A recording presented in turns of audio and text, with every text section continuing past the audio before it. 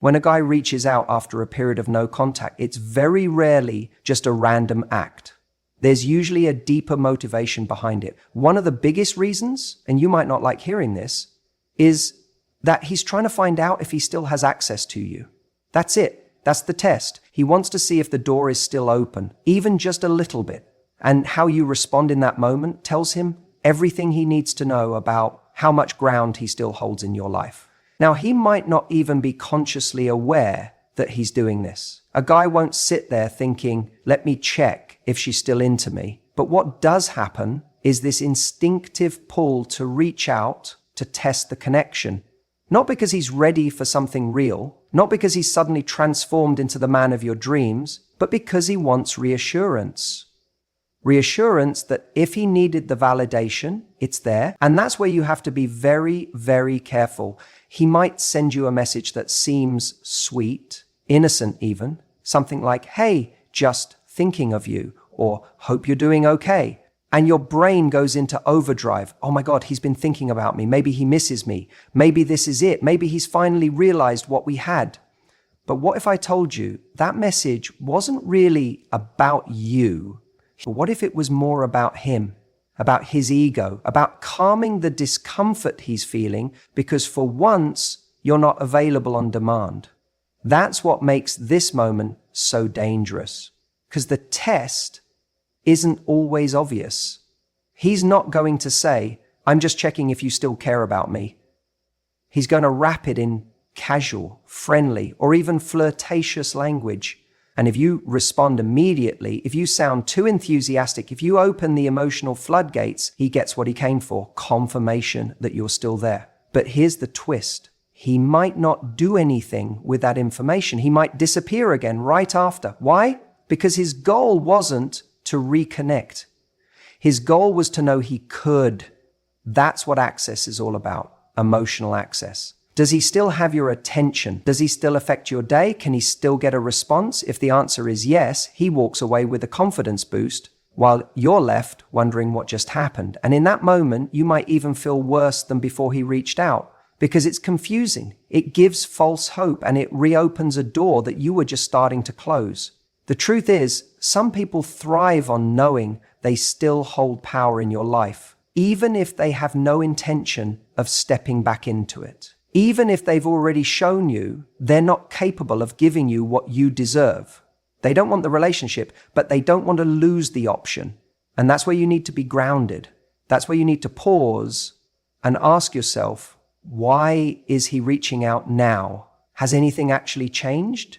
Is he asking for something real, or is he just looking for a hit of reassurance? Because when you don't answer immediately, when you don't jump back into that dynamic like nothing happened, it shifts something. It shows him that access to you is not free anymore, that you're not on the shelf waiting to be picked up again, that you have standards, that you're not interested in being someone's emotional backup plan. And that right there, that's where your power is. Let me be clear. This isn't about playing games. This isn't about ignoring someone to get revenge or trying to manipulate the situation. It's about honoring your progress. You went no contact for a reason.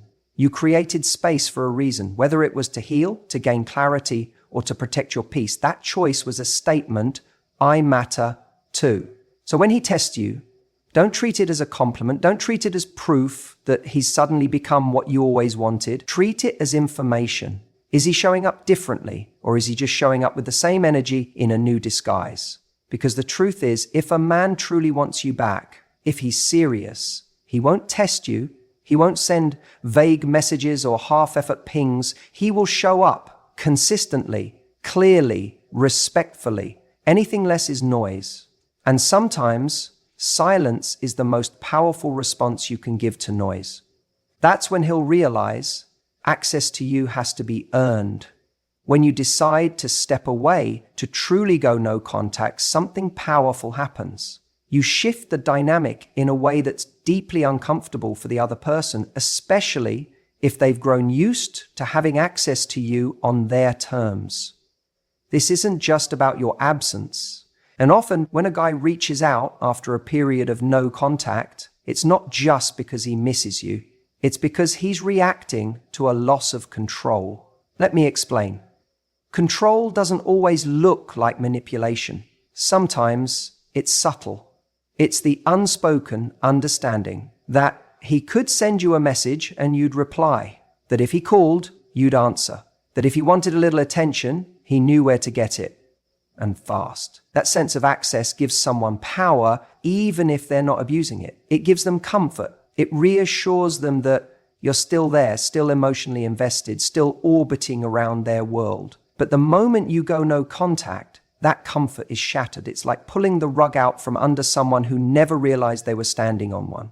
You stop showing up, you stop initiating, you stop responding. And suddenly, they're left with a silence that forces them to feel something they hadn't had to confront before. Uncertainty. Uncertainty is uncomfortable, especially for someone who's been in control of the emotional rhythm between you both. It makes them question things. Wait, is she really gone? Did I mess this up more than I thought? What if someone else has her attention now? The guy who was once complacent now finds himself trying to decode your silence.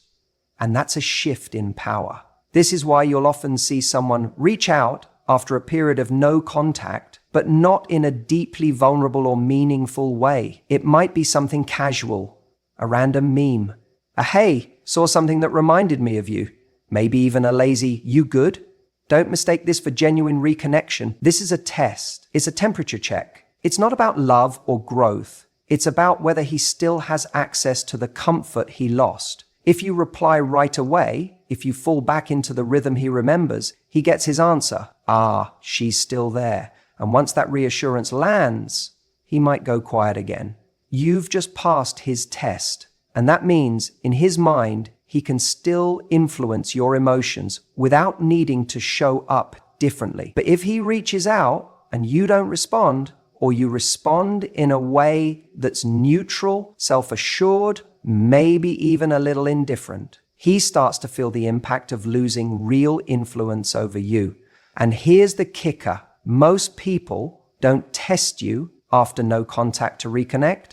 They test you to see if they need to. If you're still available, they don't have to change. They don't have to apologize. They don't have to step up. But if you're no longer easy to reach, no longer easy to read, that pressure starts building because now the ball is in their court. Now they have to decide, are they willing to do the uncomfortable thing and pursue you with clarity and intention? Or was their interest only ever about control in the first place? There's a huge difference between someone missing you and someone missing the feeling of you missing them. That second one, that's the kind of ego-driven connection that leads to breadcrumbs, half-efforts, and the emotional tug-of-war that leaves you confused and depleted. But when someone misses you for real, when the loss of control leads not just to discomfort but to self-reflection, that's where the dynamic has a chance to change. That's when you find out what he's truly made of. Because a man who genuinely wants you back doesn't just test the waters, he jumps in fully. He reaches out with clarity, he shows up with effort, he communicates with purpose. There's no vague texting, there's no games, there's no attempts to make you do the work for him. No contact is a mirror. It reflects your value back to the other person by removing the noise. It forces them to either acknowledge what they lost or walk away because they never truly valued it. And the guy who's reaching out just to test you, he's not doing it because he's sure of what he wants. He's doing it because your silence made him feel something he wasn't ready to feel. The loss of control over the version of you who would have once given him comfort without condition. That's the test you don't see.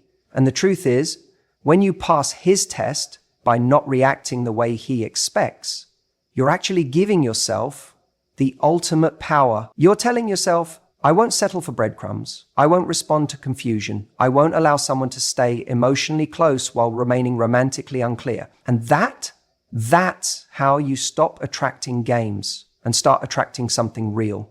If your silence shakes him, good, let it. Because if losing access to you is what it takes for someone to realize your worth, then they never deserved easy access to begin with. Let silence speak louder than your words ever could. You know what's interesting? Time and silence, two things we often underestimate. can become your greatest allies when it comes to attraction and power in a relationship, especially after no contact. You think silence is nothing, but to someone who once had your attention, your affection, your energy, your availability, that silence starts to feel incredibly loud. People don't start off missing you the moment you walk away, not always. Sometimes at first they feel a sense of relief, especially if things got heavy, confusing, or emotionally charged. They might feel like they've regained control or freedom. They might even feel justified in stepping back. But here's the twist. Give it time, and suddenly what once felt like freedom begins to feel like a void. That's when curiosity creeps in. They start to wonder what you're doing, who you're with, if you're even thinking about them anymore. See, when you were present, consistently responding, reaching out, initiating plans, there wasn't a lot left to their imagination. You were there. They didn't need to wonder. But when you go quiet, when you stop showing up, when you stop feeding the dynamic, it creates space. And that space becomes a canvas for curiosity. And the human mind hates an incomplete picture. We're wired to want closure, to understand, to make sense of the story. When you were available, they wrote the story in their head. She likes me, she wants this, I'm good. But no contact. That story starts unraveling. Wait, why hasn't she reached out? Did I misread something? Did she move on? Was she really over it that quickly? That's when the questions start. That's when the ego gets triggered. Because let's be real, most people are used to being the center of their own universe. They assume others are orbiting around them. But when you disappear, when you stop orbiting, they feel the shift. Your silence challenges the narrative they built about themselves. And make no mistake, curiosity is powerful. Sometimes it's even more powerful than desire. Because desire can fade, but curiosity gnaws at you. It lingers in the quiet moments, when the phone doesn't buzz, when they check your social media and see nothing, or see you smiling and unbothered. Suddenly their mind starts to wander. They want to know what's going on inside your head. But here's where people mess it up. They get the first breadcrumb, the "Hey, how are you?" and they think it means everything. They rush in, they over-explain, they pick up where they left off. But that little reach out, that's usually just curiosity trying to soothe itself. It's not always intention. It's not always growth. It's often just ego looking for reassurance. That's why you need to hold the line. Because if someone is truly reflecting, if they're genuinely starting to miss you, not just the validation you gave, but you, then they'll go beyond curiosity. They'll show clarity, they'll show effort, they'll step into the discomfort of reaching out vulnerably, not just testing the waters, but wanting to swim across the ocean to reach you. Time and silence give people the space to ask themselves important questions. Not just, do I miss her, but why did I let her go? What did I overlook? Who was I and who do I want to be now? But they can only ask those questions if you're not right there, filling the silence for them. Because if every time they miss you for a second, they can text you and get a quick hit of your energy, they never have to miss you fully. They never get to feel the weight of your absence. And if they don't feel the weight of your absence, they don't realize the true value of your presence. So when someone reaches out after no contact and you wonder why now, understand this. It's not always a sign of realization. Sometimes it's just a sign of discomfort, of unease, of curiosity that couldn't stay quiet. But if you hold your ground, if you maintain your standards, if you don't rush to soothe their momentary confusion, then you give space for something deeper to emerge. Because that curiosity, left unanswered, can evolve into appreciation, into reflection, into real growth. But only if they have to sit in the silence long enough to feel it. Only if they feel the gap between who you were when they had you and who you are now, standing strong in your power. That's the beauty of silence. It tells a story. It says, I don't chase, I choose. It communicates confidence without a single word. And the more someone realizes they can't just snap their fingers and get you back, the more they have to rise to meet you, not as someone testing the waters, but as someone ready to dive in with both feet. Because if they truly want you, they'll prove it, not with a curious message, but with a committed effort. And if they don't, your silence already gave you the answer. One of the biggest mistakes people make after no contact is thinking that the first message from their ex or the first test means everything has changed. It doesn't. In fact, in many cases, it's not a sign of growth at all. It's a sign of strategy. Let me explain what I mean. When someone reaches out after a period of silence, especially after no contact, there's a very good chance they're not doing it because they've had some massive emotional epiphany. A lot of the time, it's not about love. It's about ego. They're not asking, how can I win this person back the right way? They're asking, can I still win them over without really trying? That's the test. It's subtle. Sometimes it comes in the form of a casual, hey, just thinking about you. Or a random meme they know will remind you of an inside joke. Or they reply to your story with a fire emoji. None of these things are meaningful in themselves, but they're strategic. They're low investment feelers to see how you'll respond. If you respond enthusiastically, warmly, or too quickly, they get their answer. You're still emotionally available to them. And what do they do with that information? Often, nothing. Because now they know they can reach out whenever they want and get a little hit of attention from you. It soothes their ego, but here's the thing. They didn't have to commit. They didn't have to be vulnerable. They didn't have to take a risk. You did. That's what a test is. It's a game of emotional chicken. Who will flinch first? They want to see if you're going to break the silence with feeling, if you're going to open up, give a long response, maybe even suggest a catch up. That way, they don't have to make the effort. You do it for them. And the moment you do, you give them exactly what they want without them having to earn it. This is one of the biggest power shifts in any post-breakup situation. After no contact, the dynamic has changed. You were the one who decided to step away, to draw a line, to protect your peace. That's not small. That's strength. That's self-respect. But when they test you, they're not just seeing if they still have a line into your heart. They're trying to get you to abandon that strength first, so they don't have to risk theirs. They want you to do the emotional heavy lifting, because if you do, they're safe. They don't have to put themselves out there. They don't have to say, I miss you. They just have to send a few breadcrumbs and wait to see if you chase the trail. And if you do, they feel validated, not because they're ready to invest again, but because they were able to reawaken your feelings without showing any real commitment. And let's be honest, many people aren't looking to fix things. They're just looking to fix how they feel. They might be lonely that day. They might be having doubts. They might have seen you looking good in a story or heard from a friend that you're doing well, and suddenly their pride kicks in. Wait a second, are they actually moving on? Now, their need for reassurance wakes up, and instead of facing it directly, they test you to soothe that anxiety. But here's where your power comes in. When you recognize this test for what it is, a strategy to see if you'll go first, you stop giving away your peace for a few crumbs of attention. You stop jumping at the first sign of contact and thinking it's the start of something meaningful. Because meaningful doesn't look like one text after silence. It looks like consistent action, honest communication, vulnerability, and effort. Anything less is just noise.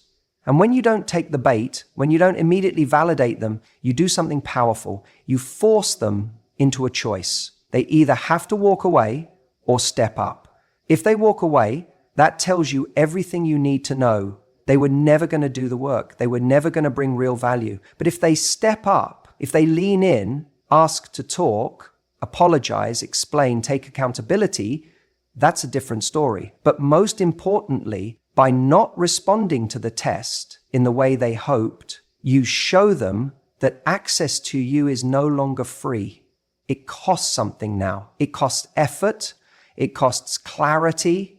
It costs real presence. And when someone sees that, it shifts the entire game. You become someone they can't manipulate with a half-hearted message. You become someone who doesn't need validation because you're validating yourself. And ironically, that's when you become more magnetic. Because now, if they want to connect with you again, they have to meet you at your level. So remember, when that message comes in, when that test shows up out of nowhere, pause. Ask yourself, is this a real invitation to reconnect or just a test to see if I'll break first? Because once you see the difference, you'll stop being pulled into old dynamics. And you'll start commanding the kind of connection that doesn't need tests to prove it's real. Let them be the one who steps forward first. Let them do the work this time. When you were always around, when you were constantly messaging, always the first to respond, showing up in every way you knew how, your presence became expected. And what becomes expected eventually becomes background noise. It's not that he didn't see your value, it's that your value was too readily available. When someone knows they can have you at any time, they stop trying. They stop showing up. They stop earning your presence. But the second you take a step back, truly step back, something changes. That silence, that space, it speaks volumes. And suddenly your absence carries more weight than all the words you ever said, all the affection you ever gave. Because now he's not getting your energy. He's not getting your effort, and he can feel it. There's no more validation coming through the phone, no more reassurance that you're still there, still waiting, still hoping. You see, there's something about human nature that makes us respond more to loss than to gain. We only tend to realize what something meant to us once it's no longer available. When someone pulls back, it creates a vacuum, and that vacuum is felt most by the person who used to receive the energy you used to give. He may not have consciously taken you for granted, but now that you're not there, now that your light isn't shining in his direction, he notices the darkness. That absence forces him to recalibrate. He starts questioning things. Why haven't I heard from her? Has she moved on? Was she more valuable to me than I realized? And those questions sting, not because they're romantic, but because they challenge his ego. They unsettle him. The certainty he once had that you'd be there, that you'd respond, that you'd stay available is gone. And that uncertainty can be more powerful than your presence ever was. Here's what's crucial to understand. You don't need to do anything loud. You don't need to post curated stories on Instagram to show you're happy. You don't need to send a message saying, "I'm over you." Silence is your power. The absence of contact becomes the most potent message. It tells him everything he needs to know without you having to say a word. It says, "I'm not sitting around waiting for breadcrumbs."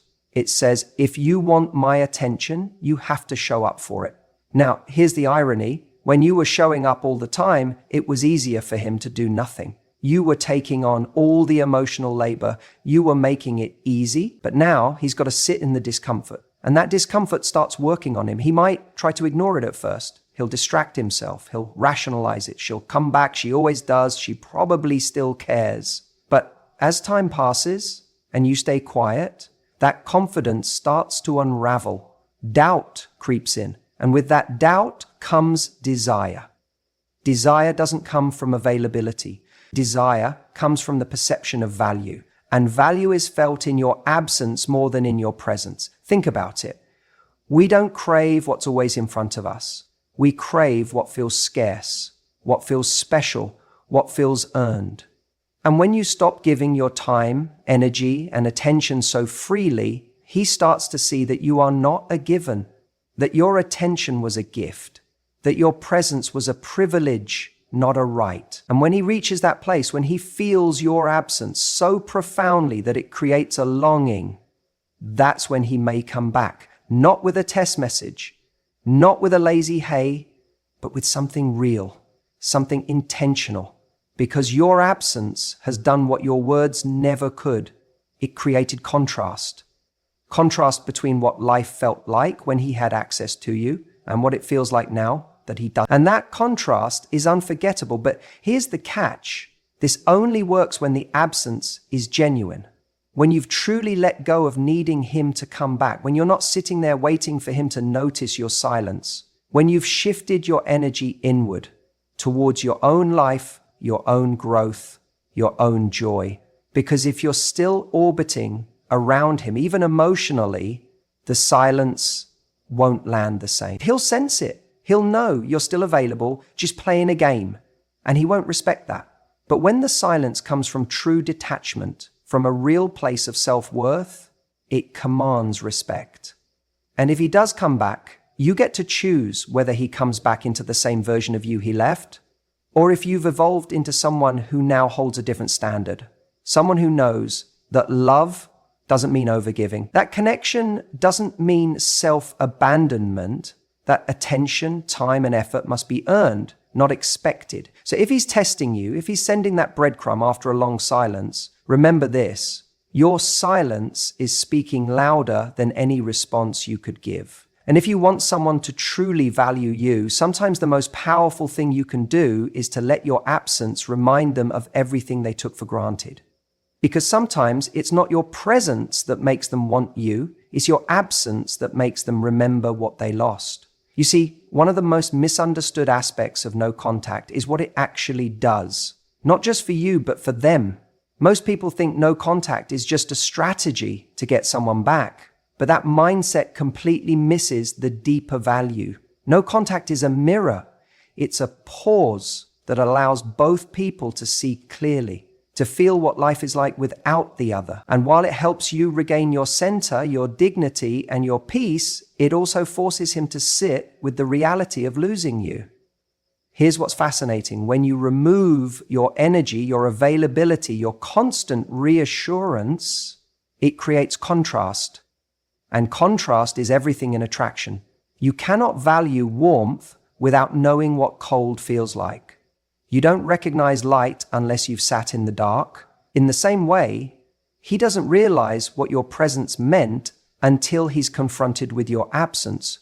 In the beginning, he might feel relief. He might think, oh good, she's not texting anymore. I've got space now. He might even interpret your silence as indifference. But that silence grows, and with it, so does uncertainty. He starts wondering, wait, why hasn't she reached out? Was I not that important to her? Has she moved on? Is someone else talking to her now? That silence becomes loud. It becomes its own presence. And this is where the test comes. He reaches out, not because he's ready to commit, not because he's done the deep work yet, but because he's uncomfortable. He's not sure where he stands with you anymore, and that bothers him. Not knowing is a wound to his ego. He wants to know if the door is still open. He wants reassurance. But here's the kicker. No contact also gives him time to reflect. And if there was real substance in your connection, if there were moments that mattered, things he hadn't fully processed, emotions he buried in the name of not ready or needing space, then this silence invites those memories to resurface. See, when someone has constant access to you, they don't have to evaluate what they truly feel. You're always there. They don't question your presence because it's guaranteed. But once it's gone, once you're no longer in their inbox, liking their posts, replying to their stories, or picking up their late night calls, now there's space. And in that space is where realization is born. He might replay conversations in his head. He might think about the way you looked at him when you were trying to believe in his potential. He remembers the effort you made, the patience you showed, the energy you gave without keeping score. He begins to see the moments he took for granted. The things he brushed off as normal suddenly feel significant. And if he has any emotional maturity, that silence can become a powerful teacher. It teaches him that good people don't stick around forever when they're not being valued. It teaches him that the connection he had wasn't common. It was rare. And it teaches him that someone like you, someone with standards, won't wait forever.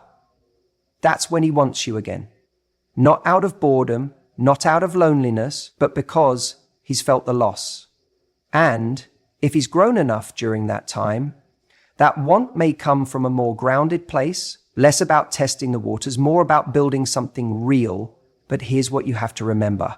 The silence will only teach him something if you stay in it long enough. If you break it too soon, if you respond to his first breadcrumb text, if you meet him halfway before he's done any real introspection, you rob him of the chance to feel the weight of your absence. No contact isn't a punishment, it's a boundary. It says if you're not going to step up, then I'm going to step back, not to make you chase, but because I refuse to pour into something that's not pouring into me. And if he reaches out after that, really reaches out, not just testing, not just poking, but showing up with clarity, with intent, with the kind of energy that says, I see what I lost and I'm not here to play anymore. Then, and only then, does it make sense to open the door a little. But if he's only testing, if he's only flirting with the idea of you without actually choosing you, don't confuse curiosity for commitment.